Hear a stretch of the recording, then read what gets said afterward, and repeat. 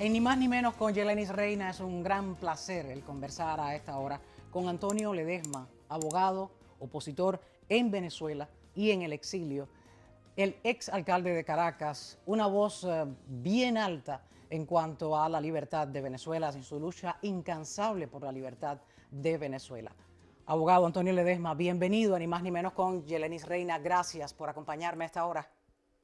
No, agradecido somos los venezolanos y todos los ciudadanos de cualquier lugar del mundo donde nunca se ha apagado la voz para hacer escuchar nuestro grito de libertad. Y por eso mantenemos esta lucha irrenunciable y agradecemos que nos abran estos micrófonos y esta pantalla para poder comunicar nuestras inquietudes y nuestras esperanzas en esta hora crucial para Venezuela. Es interesante sobre todo lo que está ocurriendo frente a las costas de Venezuela, esa presencia militar. Todos esperan algún tipo de reacción positiva en cuanto a la extracción de Nicolás Maduro del poder. Vamos a estar hablando de eso. Quiero también conversar aquí en Ni Más Ni Menos sobre su próximo libro que está presentándose en las próximas horas en España. Pero quiero que empecemos por ahí, por esa lucha que se está llevando en frente de las costas de Venezuela contra el narcotráfico para poder extraer a quien han llamado y lo han acusado, Estados Unidos lo acusa, de ser el líder del cártel de los soles, a Nicolás Maduro.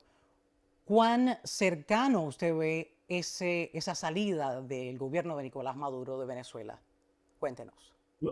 Sería una temeridad jugar con un calendario o decirte con precisión, tratando de aparecer, postureando como un prestidigitador que va a ser esta noche, que va a ser mañana, que va a ser el jueves, que va a ser el viernes.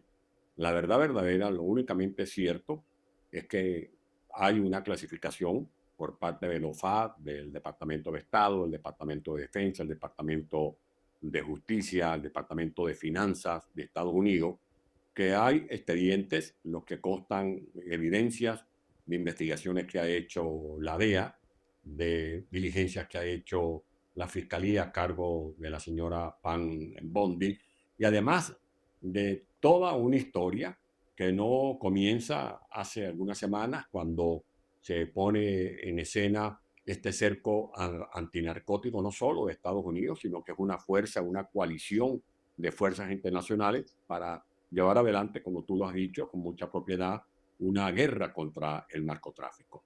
En Venezuela, lo que no logró Pablo Escobar en Colombia o lo que no logró el Chapo Guzmán en México, lo ha logrado Nicolás Maduro, que es instalar un cártel de drogas precisamente en el solio presidencial, en el palacio presidencial de Miraflores. Y si esto ya es bastante grave, se agudiza esa problemática cuando en esa corporación criminal que lidera Maduro también aparecen los destellos, las figuras, los perfiles del terrorismo, del lavado de dinero, de las operaciones que realizan con bandas delincuenciales que de una u otra manera ponen en entredicho nuestro gentilicio y por eso el empeño no solamente de lavar los símbolos que han sido manchados, sino también de limpiar nuestro gentilicio porque tenemos un buen nombre y un prestigio muy bien ganado los venezolanos.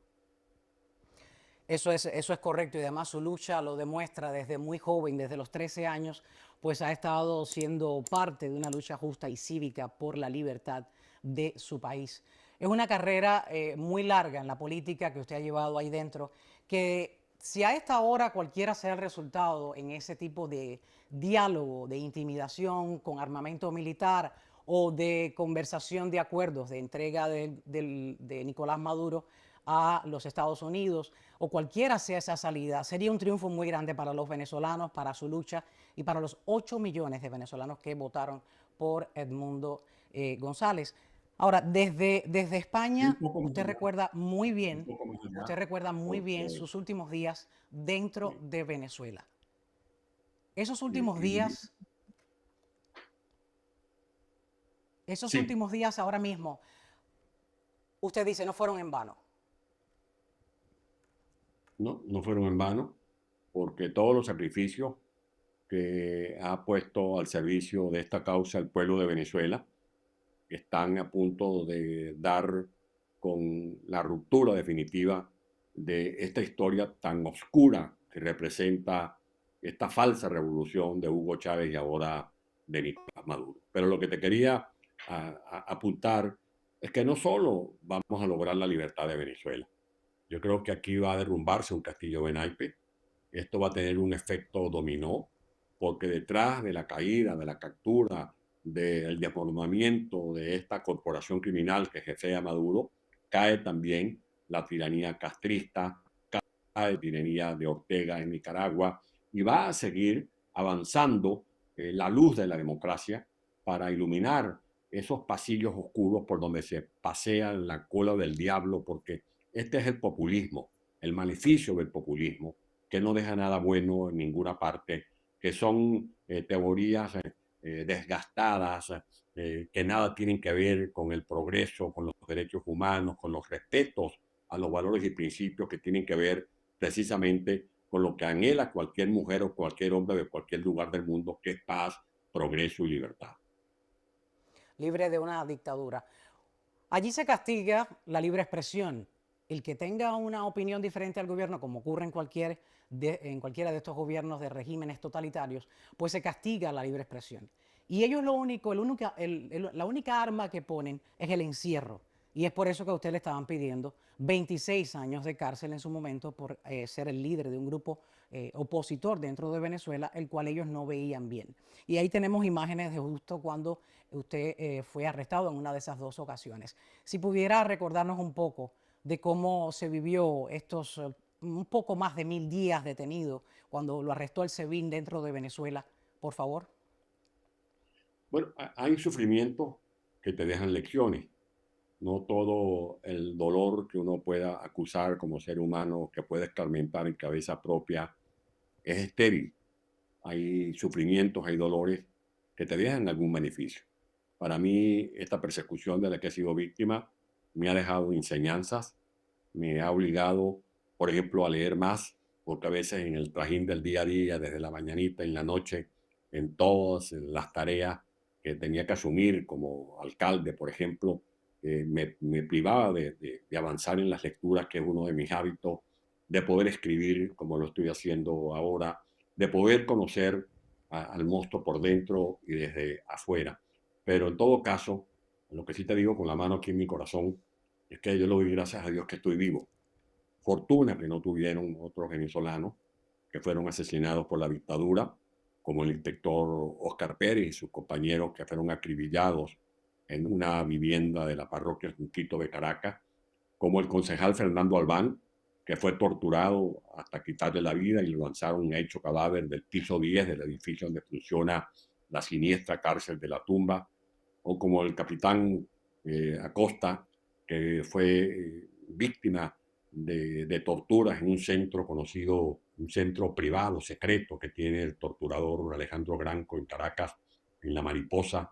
Lo blindaron de un árbol y al general, como al teniente coronel Acosta Areola, le dieron batazos por la espalda, por los fémur, y lo llevaron moribundo al tribunal hasta que murió. O estudiantes como Pernalete, como Neomar Lambert, como Vallenilla, como Canizales, mujeres como Jessie Moreno, en definitiva, tantos venezolanos a los que hay que hacerle justicia.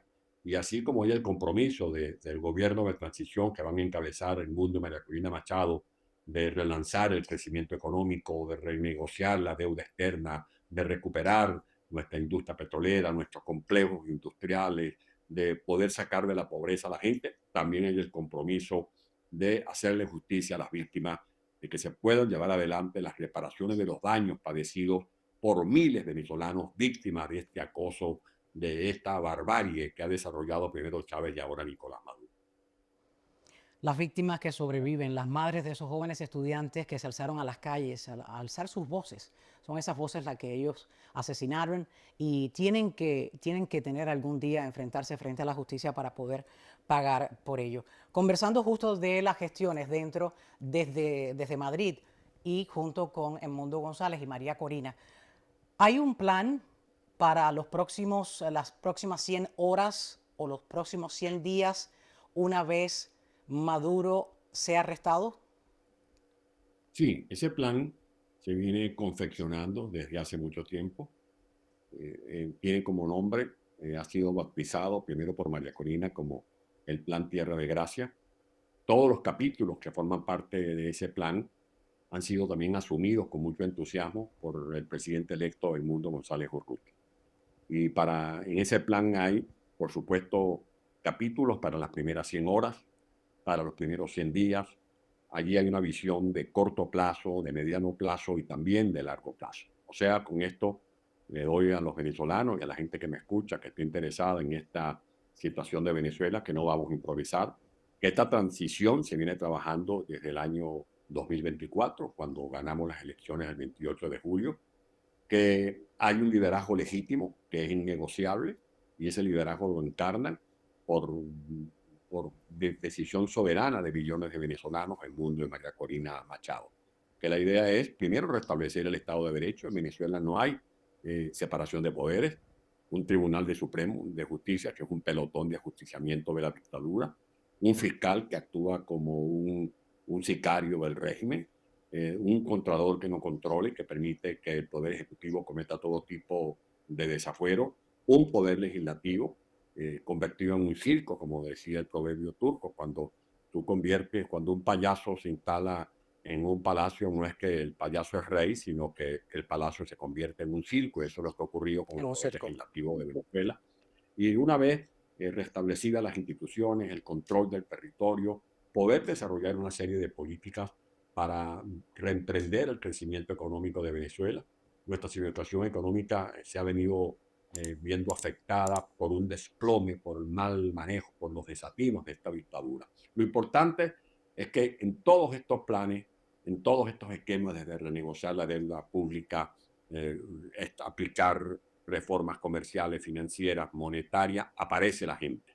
Los programas sociales para sacar de la miseria a la gente, poder asistir a los niños para que se escuche el grito de a vuelta a la escuela, porque nuestros niños hoy están recibiendo apenas 2 días de clases a la semana, levantar de sus escombros el parque industrial, volver a poner a funcionar la actividad agropecuaria, convertir el turismo también en una fuente de recursos y, por supuesto, la gallina de los huevos de oro, que tiene que ser otra vez el petróleo, el gas, pero como una caja para financiar la economía del conocimiento, la economía diversificada, y así progresivamente ir convirtiendo a Venezuela en un país con una economía que no depende únicamente de la explotación de nuestros minerales fósiles o que sea simplemente una economía extractivista. Es un plan que está diseñado y está estudiado por ustedes tres, Edmundo González, María Corina Machado, y también por usted, Antonio Ledesma. Y Tenemos las decenas. palabras a continuación. Dígame, por favor. No, que lo importante aquí es que ha trabajado mucha gente. Aquí han participado decenas de venezolanas y venezolanos dentro y fuera de Venezuela. Y Qué una noticia interesante. importante es que en la cabeza, en la mente, en la memoria, en el corazón de María Corina y del mundo tienen un lugar muy especial los millones de venezolanos que estamos en la diáspora, que van a ser convocados para que también jueguen un rol estelar, protagónico en este proceso de relanzamiento económico. La educación como piedra angular de ese desarrollo, la generación de riqueza por la vía personal, porque aquí aprendimos una cosa en estos 26 años de crisis, es que ese mito de que somos ricos se tiene que acabar. La verdadera riqueza está en emprendimiento, en el esfuerzo creativo de los venezolanos, y eso es lo que estoy seguro van a tener como camino, como sendero, todos los ciudadanos que han trabajado o que van a ser motores de este plan Tierra de Gracia que ha sido confeccionado no solo por María Corina y por el mundo, sino por centenares de venezolanos especialistas en distintas disciplinas. Y en el corazón de centenares de cubanos en el exilio también, porque son un ejemplo de la grandeza de los hechos que han tenido dentro y fuera de Venezuela. Ustedes como venezolanos se mantienen unidos en esa lucha por la democracia dentro de Venezuela y para sus venezolanos, algo que todavía la oposición dentro de Cuba no ha tenido ese alcance y ese poderío de hacerlo, porque es bastante difícil decirle a un gobierno totalitario: esa no es la verdad, vamos a conversarlo. Ellos no tienen diálogo y, como le decía anteriormente, su única reacción es el encierro. Vamos a escuchar, le invito a escuchar las palabras de María Corina Machado, que tuvo un mensaje muy alentador para todas esas personas que viven en dictadura. Hemos aprendido mucho a lo largo de estos años. Mientras la relación entre el régimen castrista y el régimen chavista se afianzaba, nuestras sociedades resistían y nos organizamos, como lo estamos haciendo hoy.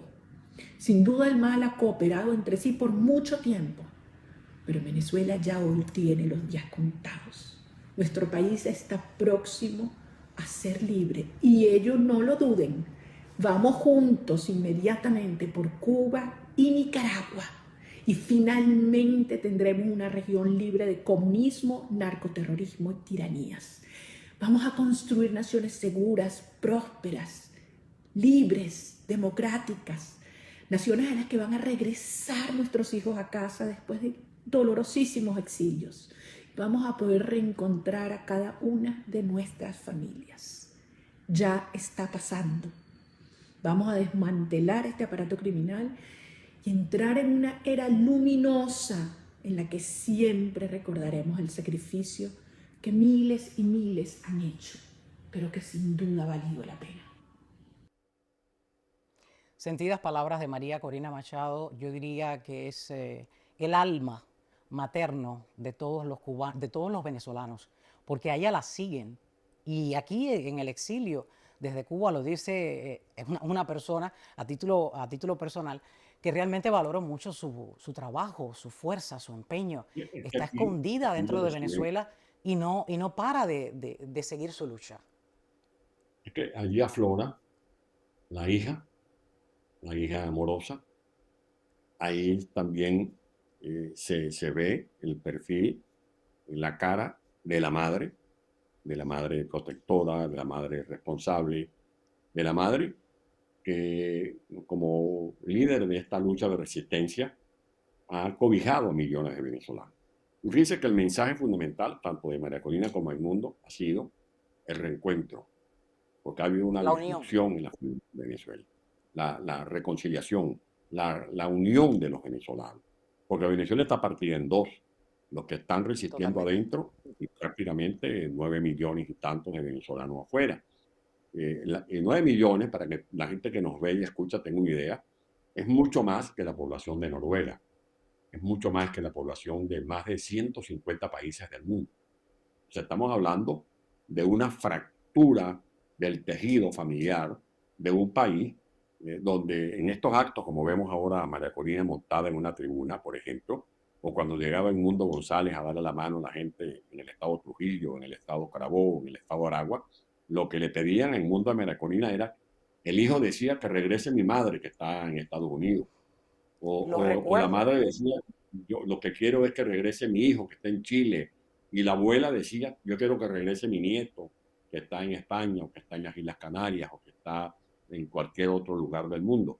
Y lo otro, así como he hablado del relanzamiento económico, de superar la recesión económica, de poder reactivar fuentes fundamentales generadoras de riquezas que han sido devastadas por este autoritarismo, como por ejemplo petróleos de Venezuela, las refinerías de Venezuela. También es importante garantizar que en Venezuela nunca más se violen los derechos humanos, que nunca más sea usurpada la voz del pueblo, porque la libertad de expresión es también tan importante como el relanzamiento económico. Y vemos que estas dictaduras son como las hienas, que atrapan esos valores y principios, los demuelen, como lo han hecho en Cuba, en Nicaragua, como lo ha hecho Chávez y Maduro en Venezuela, que es proscribir el derecho a expresarse libremente, expropiando los medios de comunicación, persiguiendo al que defienda su punto de vista, calificando de traidor a la patria a quienes disentimos de esa arbitraria manera de gobernar o de usar de manera irresponsable las instituciones del Estado. Disentir es el gran delito por el cual a usted lo acusaron y por el que tuvo que salir de allí, si no enfrentaría esas torturas que enfrentaron sus colegas y también de quedarse allí no hubiera podido lograr toda esta organización desde el exilio con Edmundo González y María Corina Machado. Antes de hablar de su libro, quiero que rememore un poquito esa salida de Venezuela, esa escapada. Usted la ha calificado como peliculesca. Muchas personas Claro, pues hablan de esta salida y de esta huida. ¿Usted se lo vio primero, algún día, pensó se vio verse algún día dentro de un baúl de un auto para poder sentirse libre y escapar de Venezuela? es que es una obligación de cualquier preso luchar por su libertad. No, por supuesto, hay gente que dice, bueno, pero es que usted decía y su esposa Missy decía que usted nunca se iba a fugar. Bueno, ¿qué quiere usted? Que dijera, bueno, prepárense porque Antonio está preparando una fuga. Eso nunca se dice, pero sí se lleva aquí la Claro. mente y mi imaginación, un preso imagina cualquier acción para poder lograr su libertad.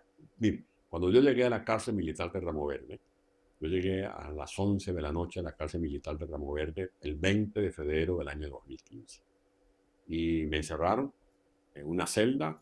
Aquello era un chasquido de cuando pasaban la llave, era como Freddy Krueger que estaba allí haciendo un ruido en una puerta oscura, negra, que no permitía visión hacia el pasillo de donde estaba mi recinto carcelario. Y luego cuando nos bajaron a ejercer un derecho a hacer una llamada telefónica, yo lo que hice fue caminar de una pared a otra, midiendo cuántos pasos habían entre una pared y la otra, porque diciendo, por aquí puede haber un día que yo me pueda fugar. Y cuando Qué horror. estaba ya en cárcel por cárcel, cuando, después que ocurre esto que estamos viendo en la imagen, en las imágenes, que es que me sacan a empujones desde mi casa por cárcel, es cuando me entero que el plan era volver a sacarme, pero ya de manera ultra secreta para desaparecerme y que iban a hacer ver que era un comando para policial que me había sacado dirigido por Álvaro Uribe. Le iban a responsabilizar al presidente Álvaro Uribe. A Y por Colombia. eso decido planificar la fuga y por supuesto fue una apuesta llena de riesgo. Han hecho todo, hay gente que ha hecho todo tipo de conjeturas. Yo dejo eso en manos de Dios, solamente Dios y este espíritu que está aquí entre estos huesos y entre estas canas, saben lo que uno vive cuando hace una apuesta tan riesgosa como la de recorrer más de 1000 kilómetros para poner un pie en tierra de libertad, como lo hice en la mañanita del 17 de noviembre del año 2017 cuando llegué a Cúcuta. Es un momento en el que se respira libertad, pero es un momento de mucho dolor porque es la escapada innecesaria porque pudo haberse logrado con una conversación durante un juicio. Si te acusan, pues que demuestren de qué te acusan. Y entonces luego con los hechos, pues me puede fundamentar un tipo de cargo de ese tamaño. Pero en esos Es que en gobiernos no hay Venezuela manera de salirse de un juicio. no hay debido proceso. El espinazo de una democracia es su debido proceso. En Venezuela eso no existe. A mí me Ni en Cuba, acusaron ni en Nicaragua. exactamente porque ellos lo primero que castran es, por supuesto, la autonomía del Poder Judicial y usan a los jueces como pelotones de fusilamiento, como un cadalso donde te liquidan simplemente por disentir, como lo hacen en Cuba, en Nicaragua, por ejemplo, en Corea del Norte, en Rusia. Ese es el esquema de estos regímenes autoritarios. Para mí pidieron 26 años de cárcel y me acusaron de que que había contratado junto con un diputado un avión Tucano para hacer 10 bombardeos. Me acusaron de que iba a matar a Leopoldo López y resulta que me termina metiendo preso junto con Leopoldo López. Me acusaron de que yo tenía un agavillamiento con otros factores para derrocar al gobierno, o sea, de todo tipo de cosas. Y por supuesto, no tuve derecho. Yo tuve más de 1000 días preso y solamente tuve derecho a una sola audiencia. Una sola audiencia. Y a veces la suspensión de las audiencias era por motivaciones ridículas, como que si no había unidades de transporte para trasladarme, o que no había gasolina para que en la furgoneta donde me trasladaban se pudiera prender los motores. O sea, era una persecución que lo que buscaban era doblegarme y por supuesto Dios me dio fuerza, Dios me dio sabiduría, tuve el apoyo de mi esposa, el apoyo de la familia para mantenerme inquebrantable. Y por eso, en uno de mis libros llamado La tumba, en homenaje a los que padecieron ese tipo de sufrimientos en esta cárcel fundada por el chavismo, el madurismo, he hecho la historia de cómo fue mi fuga, cómo fue mi vida las horas que pasé en la cárcel del Helicoide, los días que pasé en la cárcel militar de Ramo Verde y todo el proceso en la casa por cárcel y todos los esfuerzos y cómo lo importante para un preso político es mi consejo, dominar la mente. Usted a lo mejor no puede dominar a los jueces, no puede dominar a los fiscales, no puede controlar a los custodios, pero si usted controla su mente, si usted controla su espíritu de lucha, si usted no se deja agobiar por la nostalgia, por la melancolía, si usted incluso se defiende con el sentido del humor, usted puede sobrevivir y sobrellevar esa situación que me correspondió a mí asimilar en carne propia. Y por eso este libro de la Operación Guacamaya, dedicada a todos los presos políticos, a todos los que han perdido la vida, a todos Ahí los lo que han tienen en sido... pantalla. Y por supuesto, Este es el más aquí... reciente libro que acaba de escribir Antonio Ledesma, es alcalde de Sí, Caracas, abogado, y ahí lo tienen y se va a lanzar en muy pocas horas. Me hablaba sí, mañana, del libro, de este título, Operación Guacamaya, el retorno de los desterrados. Cuénteme un poco, es una novela, pero tiene un corte de información de lo que puede estar ocurriendo una claro, vez porque Maduro yo comienzo a escribir caiga este preso. libro, lo comienzo a escribir por allí en julio del año pasado. En la medida que sigan desarrollando los acontecimientos, me iban dando a mí eh, insumos para poder articular estos capítulos basados en ficciones, pero una ficción mezclada con la realidad, porque yo tuve la oportunidad de conocer la sede de la Embajada de Argentina antes, mucho antes, cuando yo era gobernador, cuando fui alcalde, visité esa embajada, esa sede, allí tuve reuniones con los diplomáticos, y lo que hacía era imaginarme cómo iban llevando el hilo de los días los asilados.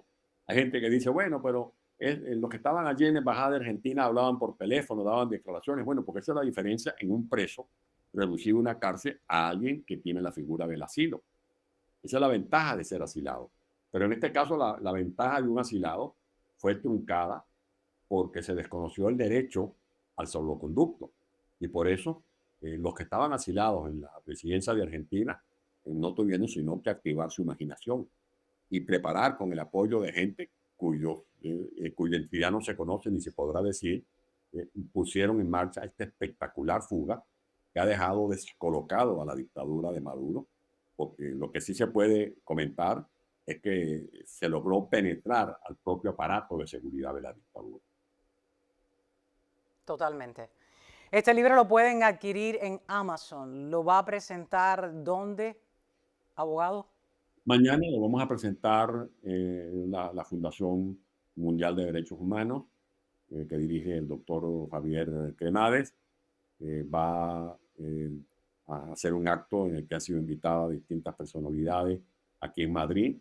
De allí, pues, que es un aforo limitado, más bien hemos tenido problemas con el tema de la capacidad del auditorio.